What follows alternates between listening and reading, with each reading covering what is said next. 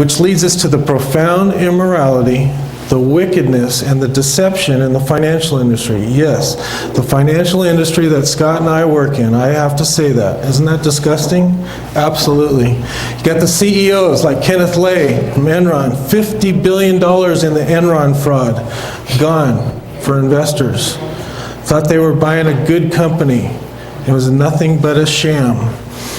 Same thing with WorldCon and Bernie Ebbers, $175 billion, gone. You know, feel sorry for the people that loaded up on that stock. Wall Street bankers, during our financial crisis, lots of companies went bankrupt because of the greedy bankers. They call them the untouchables because not one single one was prosecuted or went to jail. Not one single one. They took what should have been relatively safe investments, they wrapped them in these wrappers, put junk inside of them, and sold them to people because of nothing but greed. Nothing but greed. The Wall Street magnates, Alan Stanford and his multi-billion-dollar CD scam, Bernie Madoff, we know about him, Jordan Belfort and his couple $100 million penny stock scam. And these are just the big boys. I get stuff across my desk all the time of just dozens and dozens and dozens every year. They never go away. One of our jobs is to protect you from this. If Scott and I maintain discipline and don't do some of the crazy stuff that the financial industry wants us to do, we can help you avoid all of this stuff. Now, unfortunately, we can't protect everybody because sometimes you go off and do stuff on your own, which sometimes is not a good thing.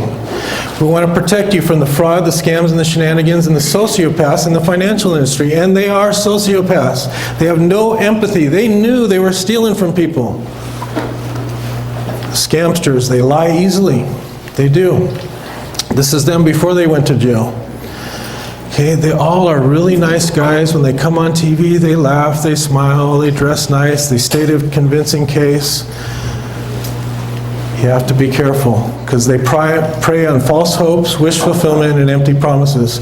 We all know what false hope is, right? So to look forward to something that has a strong chance of not happening and you may or may not even know it.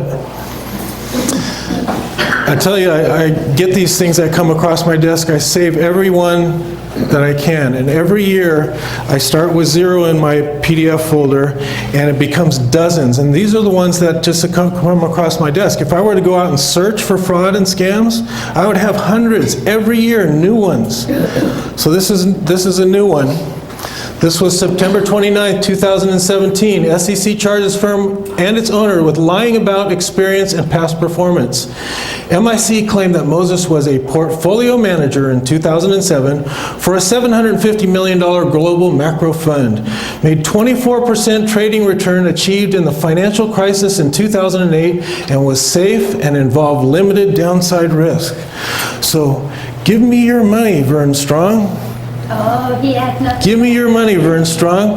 I made 24% during the financial crisis when everybody else was losing 24%, and it's pretty safe. You know, don't worry about it being risky or anything. It's pretty safe. And all kinds of people give them money. They lie easily.